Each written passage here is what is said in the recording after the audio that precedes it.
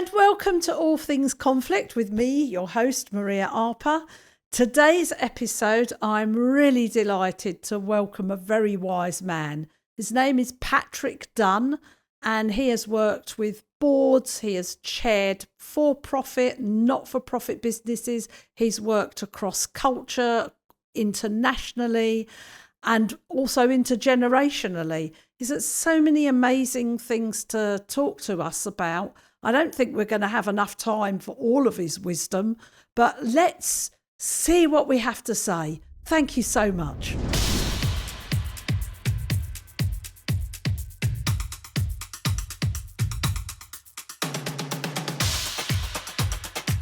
Well, Patrick, thank you so much for agreeing to come on All Things Conflict.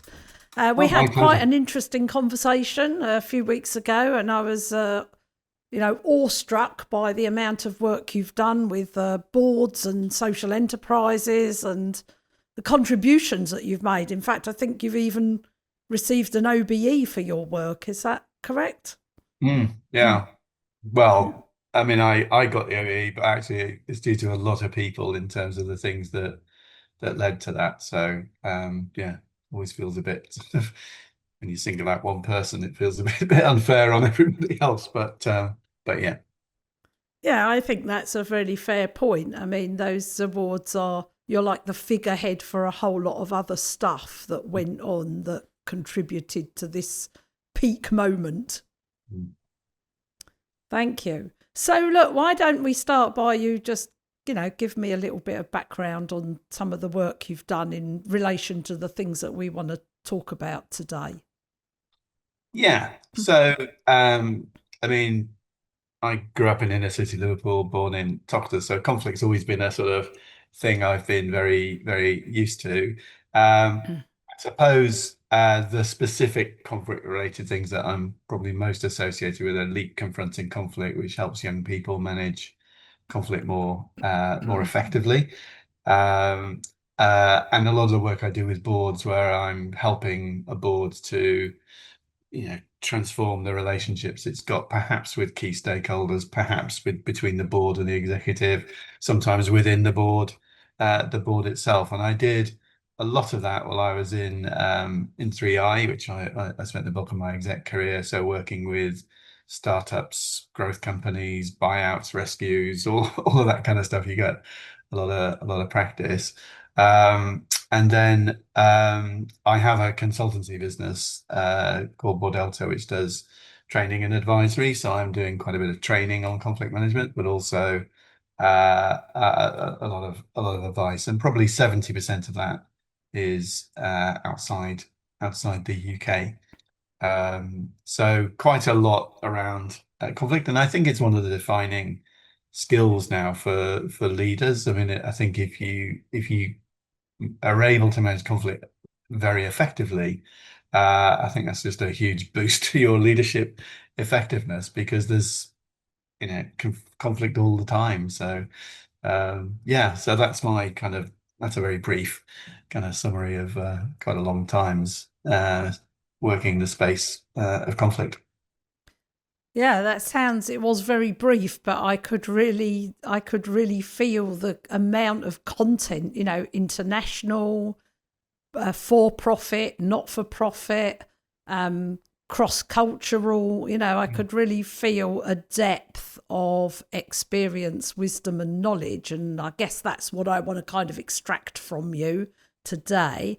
So, interesting that I think you've been the chair of LEAP Confronting Conflict, haven't you?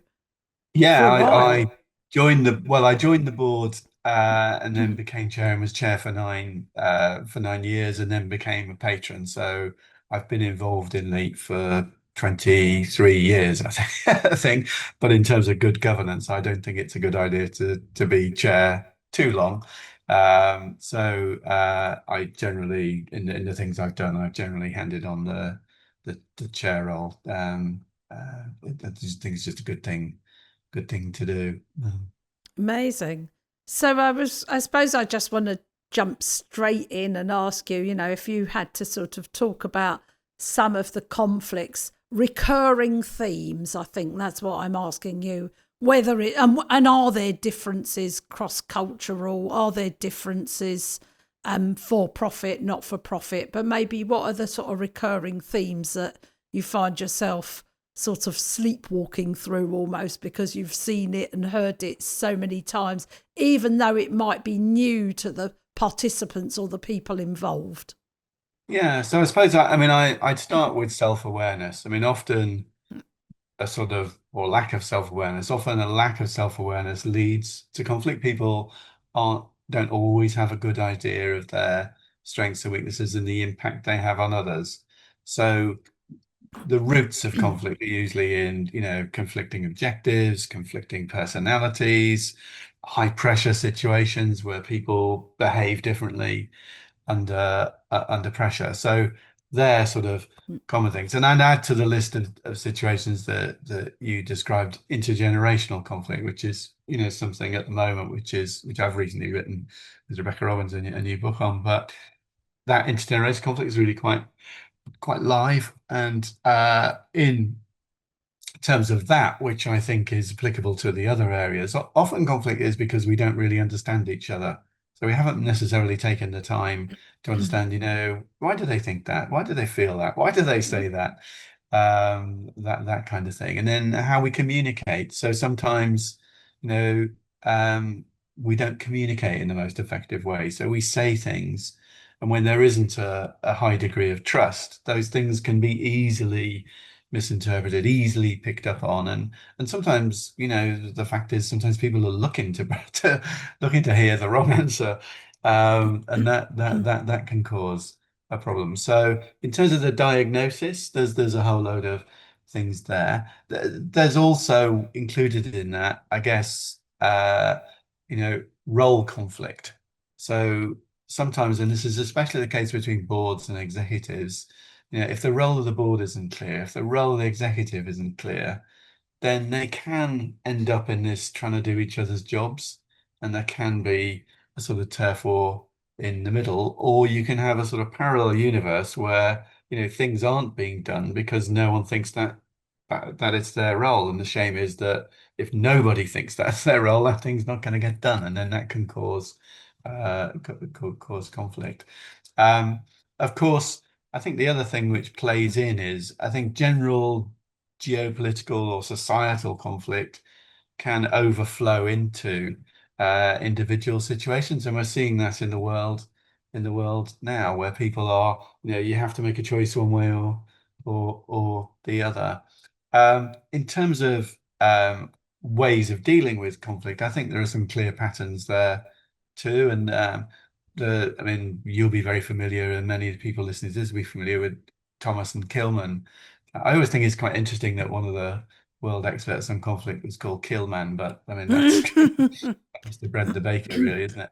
But they basically came up with a fantastic test that you can do, which tests your instinctive approaches to conflict. So how will you generally react in a conflict situation? And they basically said, well, you can compete, you can collaborate, you can compromise, you can avoid, or you can accommodate.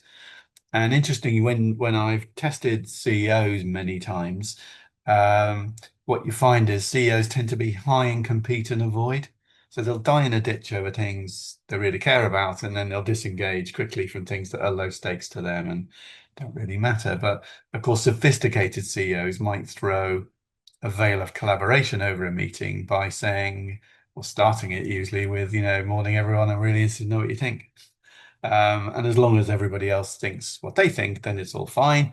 But if they don't, then they might flick on the compete or avoid switch. So I found with helping people on boards and exec teams in particular, whether they're whatever the sector, whatever the size, actually getting them to understand how they would normally react in a conflict situation helps them when they get to a conflict situation. Of course, really good chairs and really good non-execs don't have they don't have two dominant things out of those five. They tend to be more even across the five, and tend to, because they have more time, they don't have the pressure of the CEO role. They they're able, and maybe they're a bit more experienced, they may be better able to pick which is the right one with that person on that issue on that day with that atmosphere in the room. And then I think there's something actually was developed at Leap, which so for adolescents, which I've actually found really helpful in the boardroom. And that's a technique called FIDO. And FIDO is facts, interpretation, decision, and outcome. So getting someone to think really clearly about, so something happens or someone says something or you feel you're in a conflict, is to be really clear what outcome you want at the end of that before you open your mouth or decide what to do. And then being able to distinguish between facts and interpretations is really helpful because that avoids projection and in error. And actually thinking through that will give you enough time as well, so you don't do something rash. So once you've then understood really what's going on, I think what I found over the years is that when in conflict situations, when under pressure, people often think they have far less choice than they do. They say, "Oh, I could only do that. I had to choose between this and that." When actually the choice set is normally much broader. And so thinking and maybe getting help with thinking about, well, what are the different ways I could deal with this very difficult relationship or this very difficult decision is really helpful. So I found the combination of Thomas-Kilmann test, FIDO, two very powerful and useful things. And also they're both good at enhancing self-awareness. So they fit quite well. Yeah, thank you. It was really interesting, and there was sort of a lot firing off in me as I was listening to you about, what direction I would like to go in. And I think if I've understood you, then you've got the reasons that conflicts arise, like roles, responsibilities, resources, intergenerational stuff, cross-cultural stuff, and then out of that, we can actually choose how we want to be. And that brings the awareness piece in. And where, things like the Thomas-Kilmann, understanding your conflict style or your dominant conflict style, buying yourself time to separate the facts from the assumptions and the interpretations, will be really helpful. So in the end, it comes down to the individual. And it sort of reminded me of, something that when I'm working in prisons, I will often say to the lads, I know that I'm not meeting you in who you really are. Because when we're under pressure, and so you could be in a boardroom, you could be anywhere where you've got a resource issue or a competitive issue or some high pressure decision to be made. Are you who you really are? And how do you change? That's the Dr. Jekyll and Mr. Hyde story, isn't it? Yeah, and people play to roles. And if you're in a prison or if you're in a boardroom, there are sort of norms of behavior. There's sort of languages that you use. There's way of doing things. There are rules of whatever that game is. So the interesting thing, I mean, as a kid growing up where I grew up, there was a difficult place, and people would say, go steal this car and take it to here, and you wouldn't want to do that. And then they might say, and if you don't, I'll break your brother's legs. And so when people say, oh, you had the choice, you could do it or not, that's difficult. I had a interesting technique for getting out of situations like that, because I'm dyslexic, but I didn't know I was dyslexic. They'd say things like, take it to here, and and they'd want to make sure you got the address right. So they'd tell you, oh, it's this number, this street, and I'd always get it wrong deliberately, because then they just think I was stupid and think I couldn't be trusted to do the job, so they'd leave me alone. That was my way of getting out of it without my brother's legs being broken. But and I think what's interesting is I think if you grow up in an environment like that, you learn this stuff and you don't think it's going to be relevant. I mean, I never dreamed, the expectation on me as a kid was, being Irish sort of family in Liverpool was, and most people were unemployed in our street. You were never going to get a job. And if you did, it'd be a builder or it'd be, something dodgy. You never thought, oh, that technique's going to be useful for being a board member years later.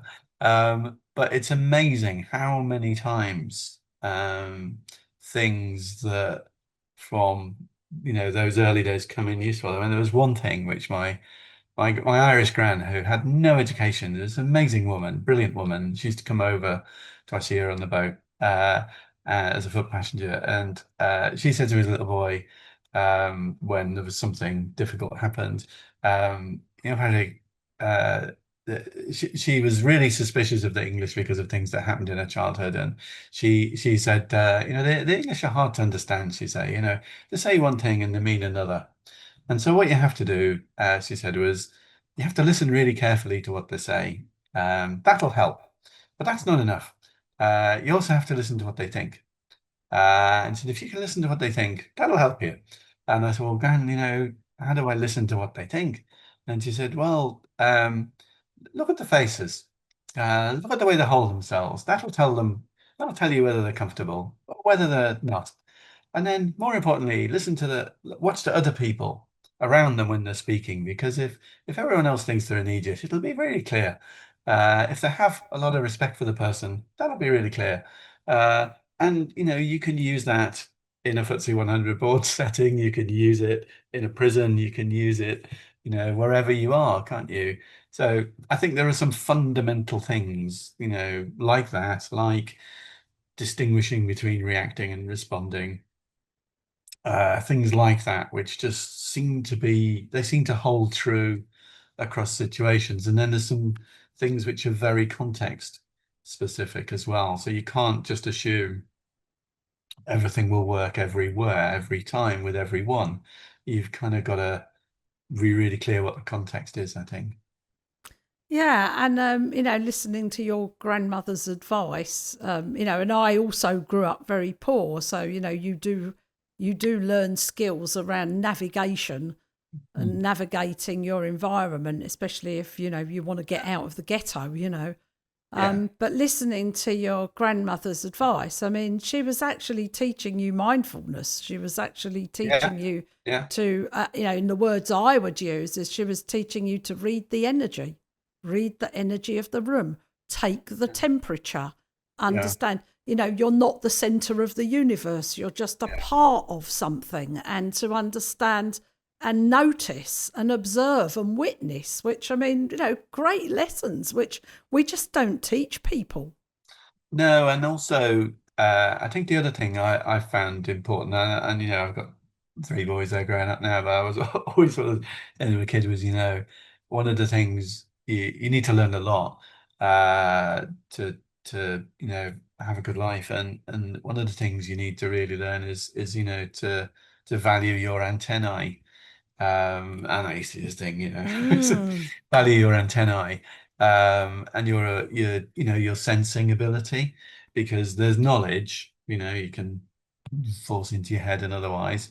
Um, but actually, as you go through life, you'll be in situations, and how you handle yourself in situations matters a great deal. And one way of doing that is have really good antennae, so you're well informed about what's going on, and that can be all sorts of different things can give you that.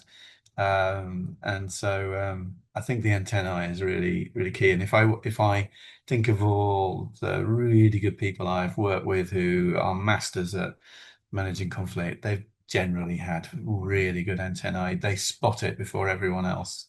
They can realize actually this is probably going to cause a problem for Maria, and so therefore I need to think very carefully about, and maybe I should have a chat with Maria before the meeting, and maybe just to explain to her why we think this is a good idea, rather than let her try and absorb. I mean, the other thing I learned is that people have very different absorption kind of rates, and when you're under pressure, sometimes you don't absorb properly, and listening is really important in that, and being an active listener is really important in that. So yeah, there's a hell of a lot to the conflict thing, isn't there, really, when you think about it? Huge amount. And again, I never thought the conversation was going in this direction. Oh. But you're talking about the antenna, and I talk about intuition. And that, one of the things that we've done is we've made everything very logical and fact based. And, it doesn't count if you can't evidence it. But actually, there are other things at play for which we can open our intuition. And the issue with the antenna for me is making that choice, because if you simply open an antenna but you're always choosing to see the negative or dark interpretation of what it's telling you, through the logical mind, then you're going to get a very different result to, what I talk about, which is a compassionate antenna, which connects from the head out through into the heart and into the gut, which will give you a very different and more stable approach to conflict, to conversations in general, to communication and to connection. Yeah, it is. There's two things I'd pick up on there what you said. One is, I think, this idea, and this actually, if you think of the intergenerational thing in the book, one of the things focused on was having a maximizing mindset. So one of the sparks for writing that was I was getting so fed up with the divisive discourse that was taking place, around different generations, and focus on really tiny little things, when it seems to me that with 5 generations in the workplace now, that's a tremendous strength. That's a tremendous range of different perspectives, experiences, insights that you can have. And so shouldn't we be focused on maximizing the value of that, not minimizing micro little irritations? And we found, hundreds, thousands actually, of examples of organizations across the world doing really interesting stuff. So that's really the second thing that I think you touched upon was how your body feels. And actually, an interesting part of developing someone's self-awareness is to think, well, what are the red flags to you? What are the triggers? What are the things that make you really tense up? And observing in other people, if their hands are more clenched, if they're, twiddling about on their seat. And I found one technique which, when I'm doing board training, which always seems to be have resonance, is around just if you watch someone and you know them, then you can probably spot the change in mood, and you can probably spot when they're becoming anxious. They're blinking more, they're scratching a nose, or they're twiddling about in their seat, whatever it might be. And interestingly, if you want to get them to speak, so if someone else is perhaps being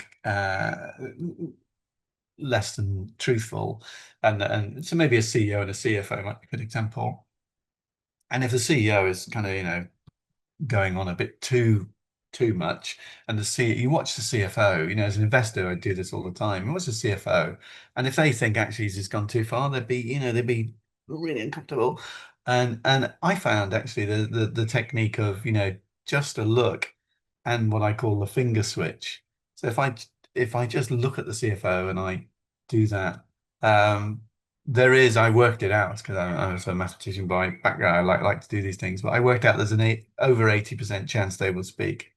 So, and then they balance the conversation. That might cause irritation with the CEO though.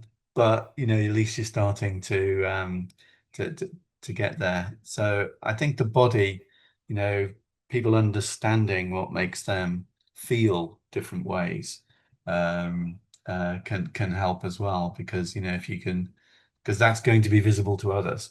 So the art of keeping calm, and even if you're thinking, oh my God, this is terrible, I really don't like this, or that person's so irritating.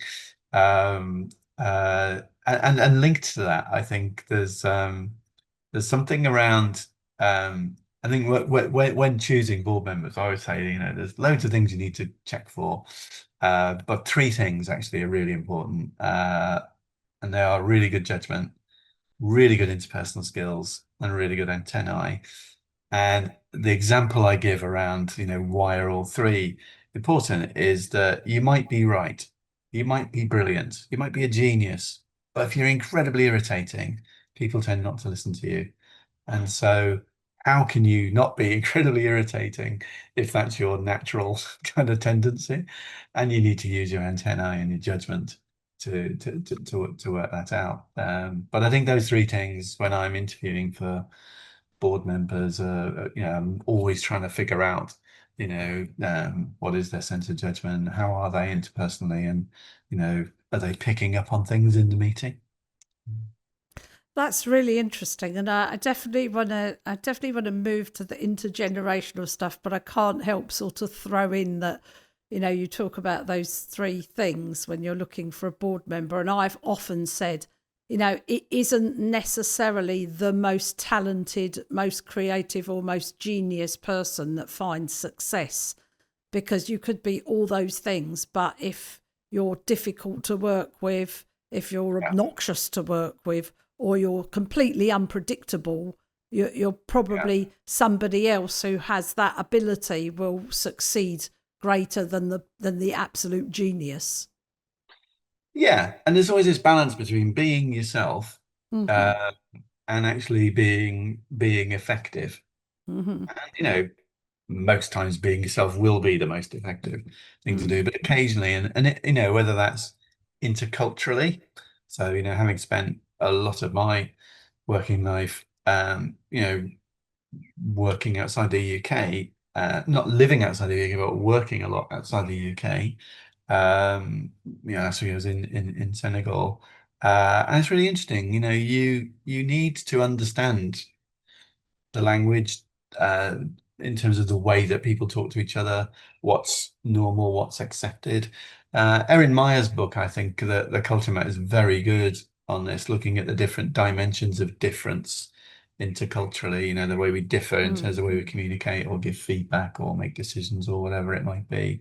And I think just being alive to the fact that, if you're in a different place, if you're with a different group of people, even in the same country, you might be a different company, they behave in a different way, probably to the way that your company behaves or that you've learned. And so you need to sort of figure that out and work with that. Mm.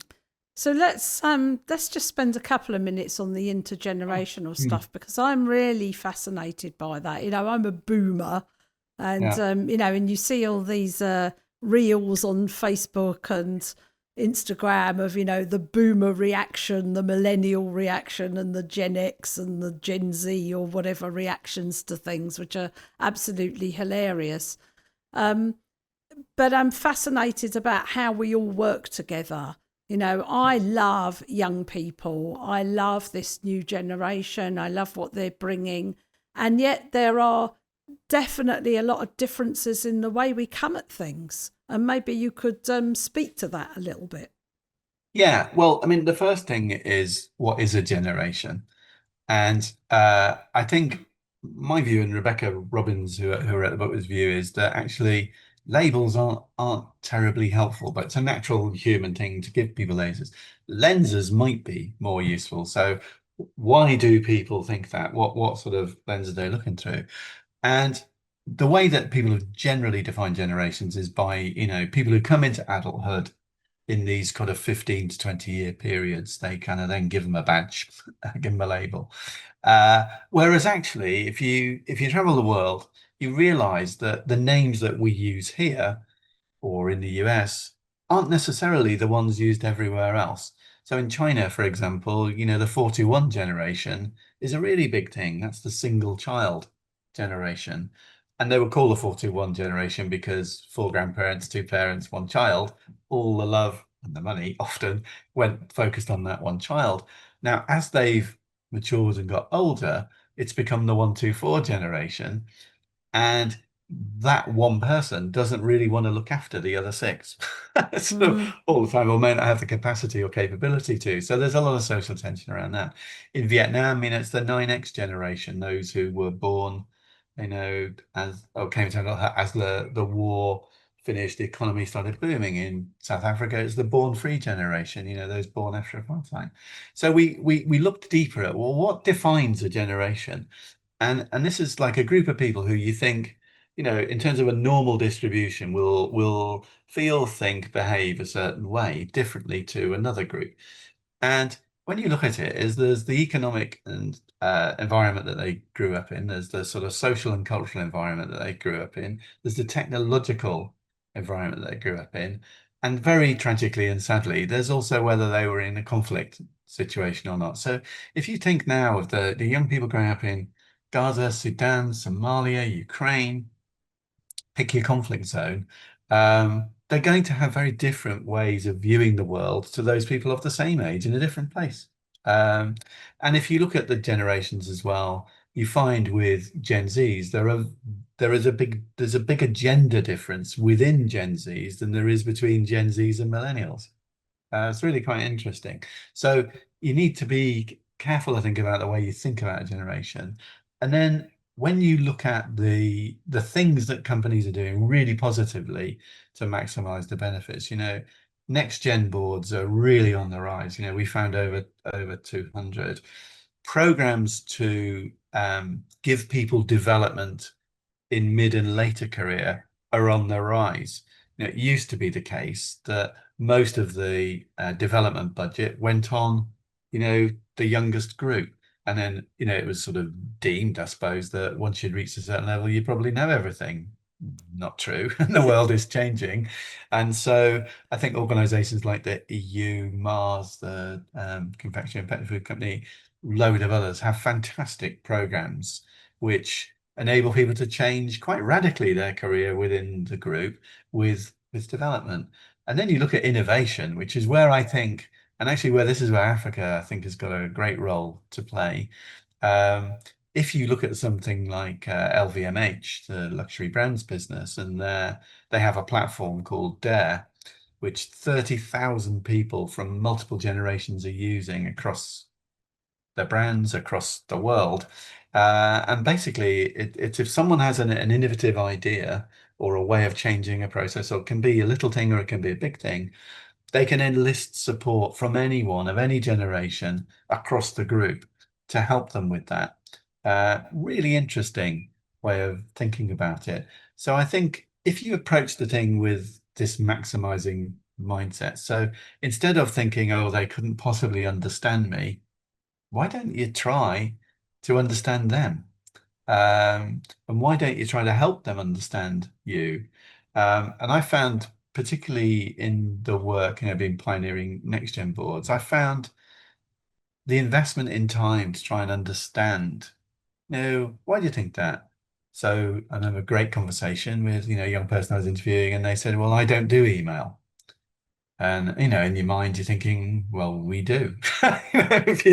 um, and you're thinking, oh, that's really interesting. What till instead of saying, well, sorry, you can't have a job if you don't do email, instead of saying that, which might be an initial reaction, if you respond by saying, that's really interesting, why is that? And what do you use? And, thinking about that. And as part of that conversation and explaining why we use email and why that's helpful for some sorts of communication and better than other tools. But actually, you've prompted a thought. Maybe we shouldn't be using email as completely as we should. Maybe we should be using Mm. things. And actually, one of the things you could bring if you joined was help us with that. I think that sort of different conversation to this, well, we don't. That's not the way we think.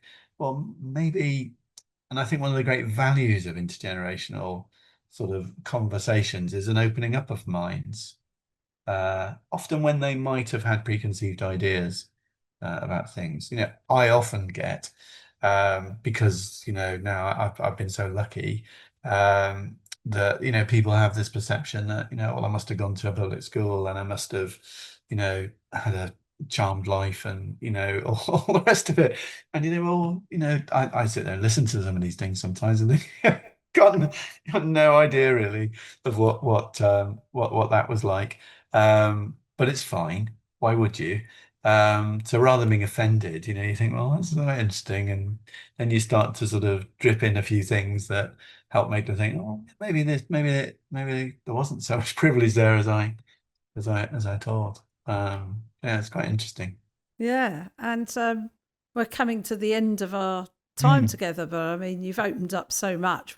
I think we should do a special and go a lot deeper if you'd be up for that at some point. Yeah. But I think, overarchingly, what I've understood is universally, it doesn't matter cross culture, cross generation, whatever we're talking about. For me, curiosity and compassion and empathy will lead to trust and understanding. And, isn't that at the heart of everything we want to be able to live together on this planet? Yeah, I mean, I had a very amusing example of this in Africa recently. It was someone assumed because I live in London, I'm English, and I'm therefore have a colonial mindset. Oh, yeah. And how if you have Irish heritage, do you explain what that is?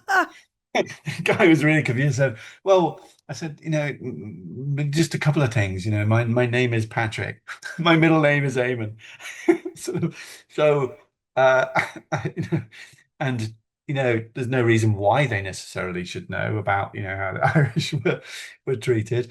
But you're kind of thinking, and we ended up having a really good laugh about it. We have more in common.